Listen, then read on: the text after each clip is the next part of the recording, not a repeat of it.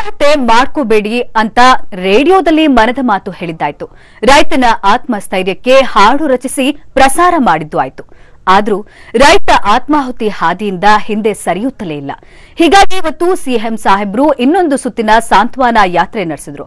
ಆದ್ರೆ ಇವತ್ತು 3 ಕಡೆ ರೈತರು ಸಾಲದ ಶೂಲಕ್ಕೆ ಬಲಿಯಾದ್ರು.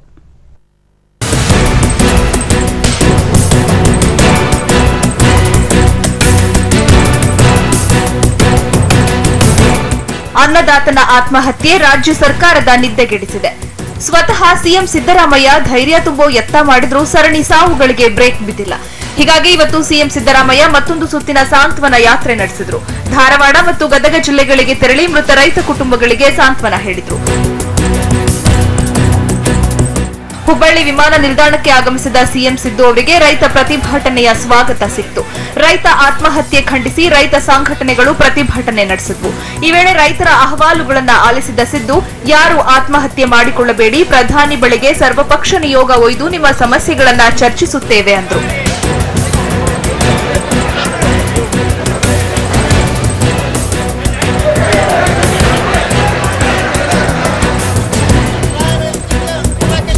ದೇಶದ ಪ್ರಧಾನಮಂತ್ರಿಗಳಿಗೆ ಅಪಾಯಿಂಟ್ಮೆಂಟ್ ಕೇಳಿದ್ದೀನಿ. ನಾನೀಗಾಗಲೇ ಪತ್ರ ಬರೋದು ಅಪಾಯಿಂಟ್ಮೆಂಟ್ ಕೇಳಿದ್ದೇನೆ. ಅವರು ಮೋಸ್ಟ್ಲಿ 10ನೇ ತಾರೀಕಿನೊಳಗಡೆ ಕೊಡ್ತೀವಿ ಅಂತಕ್ಕಂಥ ಸೂಚನೆ ಇದೆ. ಅವರು ಕೊಟ್ಟ ತಕ್ಷಣವೇ ಆಲ್ ಪಾರ್ಟಿ ಡೆಲಿಗೇಷನ್ ತಗೊಂಡು ಹೋಗ್ತೀವಿ. ಇದು ಇದು ಕಬ್ಬುಗೆ ಸಂಬಂಧಪಟ್ಟದ್ದು, ಮತ್ತೆ ಬೆಳೆ ವಿಮೆದು, ರೈತರ ವಿಚಾರಗಳ ಅವೆಲ್ಲನೂ ಕೂಡ ಚರ್ಚೆ ಮಾಡ್ತೀವಿ. ಮೊದಲಿಗೆ ಹುಬ್ಬಳ್ಳಿ ತಾಲೂಕಿನ ಬಂಡಿವಾಡದ ಮೃತ ರೈತ ರಾಮಪ್ಪ ತಳವಾರ ಮನೆಗೆ ಭೇಟಿ ಕೊಟ್ಟ ಸಿಎಂ ರೈತರ ಕುಟುಂಬಕ್ಕೆ ಸಾಂತ್ವನ ಹೇಳಿದ್ರು. ಧಾರವಾಡ ತಾಲೂಕು ಕಬ್ಬೇನೂರು ಗ್ರಾಮದ ರೈತ ಬಸವರಾಜ ರುದ್ರಪ್ಪ ಕುದರಿ, ಕುಂದಗೋಳ ತಾಲೂಕಿನ ಬೆಟ್ಟದೂರಿನ ರೈತ ರಾಮಪ್ಪ ಕಡಪಟ್ಟಿ ಮನೆಗೂ ಭೇಟಿ ಕೊಟ್ಟು ರೈತರ ಕುಟುಂಬಕ್ಕೆ ಧೈರ್ಯ ತುಂಬಿದ್ರು.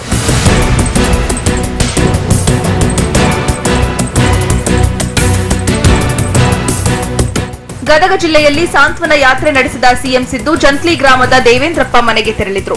ಈ ವೇಳೆ ತರಾತುರಿಯಲ್ಲಿ ಸಿಎಂ ಭೇಟಿ ಅಂತ್ಯವಾಯಿತು. ಇದಕ್ಕೆ ಸ್ಥಳೀಯ ರೈತರು ಆಕ್ರೋಶ ವ್ಯಕ್ತಪಡಿಸಿದ್ರು. ಸಿಎಂ ಕಾಟಾಚಾರದ ಭೇಟಿ ನೀಡಿದ್ದಾರೆ, ಸಾಂತ್ವನ ಹೇಳುವ ನಾಟಕ ಮಾಡ್ತಿದ್ದಾರೆ ಅಂತ ರೈತರು ಆರೋಪಿಸಿದ್ರು.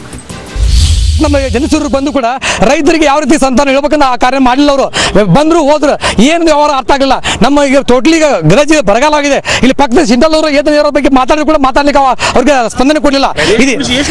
ಸರಿ ಹಬ್ಬ ಬಂದ್ರೆ 3 ರಿಂದ 4 ನಿಮಿಷ ಇದ್ರು. ಇದಾದ ನಂತರ ಮಂಡರಗಿ ತಾಲೂಕಿನ ಪೇಠಾಲೂರು ಗ್ರಾಮದ ರವೀಂದ್ರ ಕೊಪ್ಪದ್ ಮನೆಗೆ ತೆರಳಿ ಸಿಎಂ ಸಿದ್ದರಾಮಯ್ಯ ರೈತ ಕುಟುಂಬಕ್ಕೆ ಸಾಂತ್ವನ ಹೇಳಿದ್ರು. ಶಿರಹಟ್ಟಿ ತಾಲೂಕಿನ ಅಕ್ಕಿಗುಂದದ ನೀರವ್ವ ಧನಸಿಂಗಪ್ಪ ಲಮಾಣಿ ಮನೆಗೆ ಭೇಟಿ ನೀಡಿ ಸಾಂತ್ವನ ಹೇಳಿದ್ರು. ಇನ್ನು ಭೇಟಿ ವೇಳೆ ರೈತರ ಕುಟುಂಬಕ್ಕೆ ತಲಾ 1 ಲಕ್ಷ ಪರಿಹಾರ ನೀಡಿದ್ರು. ಸಿಎಂಗೆ ಸಚಿವರಾದ ಎಚ್ಕೆ ಪಾಟೀಲ್, ಶರಣಪ್ರಕಾಶ್ ಪಾಟೀಲ್, ಶಾಸಕ ಜಿಎಸ್ ಪಾಟೀಲ್ ಮತ್ತಿತರರು ಸಾಥ್ ಕೊಟ್ಟರು. ಅಲ್ಲಿಗೆ ಸಿಎಂ ಸಾಂತ್ವನ ಯಾತ್ರೆ ಅಂತ್ಯಗೊಂಡಿತು. ಅತ್ತ ಸಿಎಂ ಸಾಂತ್ವನ ಯಾತ್ರೆ ಮಾಡ್ತಿದ್ರೆ ಧಾರವಾಡದಲ್ಲೇ ರೈತರೊಬ್ಬರು ಆತ್ಮಾಹುತಿ ಮಾಡಿಕೊಂಡ್ರು. ಅಂಬಿನಾ ಬಾವಿಯಲ್ಲಿ ಮಂಜುನಾಥ್ ಜಗಾಪುರ್ ಎಂಬ ರೈತ 3 ಲಕ್ಷ ರೂಪಾಯಿ ಸಾಲ ತೀರಿಸಲಾಗದೆ ಆತ್ಮಹತ್ಯೆಗೆ ಶರಣಾದ್ರು. ಮಂಡ್ಯ ಜಿಲ್ಲೆ ಪಾಂಡವಪುರ ತಾಲೂಕು ಗಾಣದ ಹೊಸೂರು ರೈತ ಜಿಆರ್ ಸುರೇಶ್ 3.5 ಲಕ್ಷ ಕೈಸಾಲಕ್ಕೆ ಹೆದರಿ ವಿಷ ಸೇವಿಸಿ ಆತ್ಮಹತ್ಯೆ ಮಾಡಿಕೊಂಡಿದ್ದಾರೆ. ಹಾವೇರಿಯಲ್ಲಿ ಸಕ್ಕರೆ ಕಾರ್ಖಾನೆ ಕಬ್ಬು ಕಟಾವು ಮಾಡ್ತಿಲ್ಲ ಅಂತ ಮನನೊಂದು ಹಾನಗಲ್ ತಾಲೂಕಿನ ಬಾಳೆಂಬೀಡ ಗ್ರಾಮದ ಭೂಪಾಲಪ್ಪ ದುಂಡಣ್ಣನವರ್ ಬೆಳೆದು ನಿಂತಿದ್ದ ಬೆಳೆಯನ್ನೇ ನಾಶಪಡಿಸಿದ್ರು. ಗದಗದಿಂದ ಮಂಜು ಪತ್ತಾರ್ ಜೊತೆ ಹುಬ್ಬಳ್ಳಿಯಿಂದ ಮೆಹಬೂಬ್ ಮುನವಳ್ಳಿ, ಬಿಟಿವಿ ನ್ಯೂಸ್.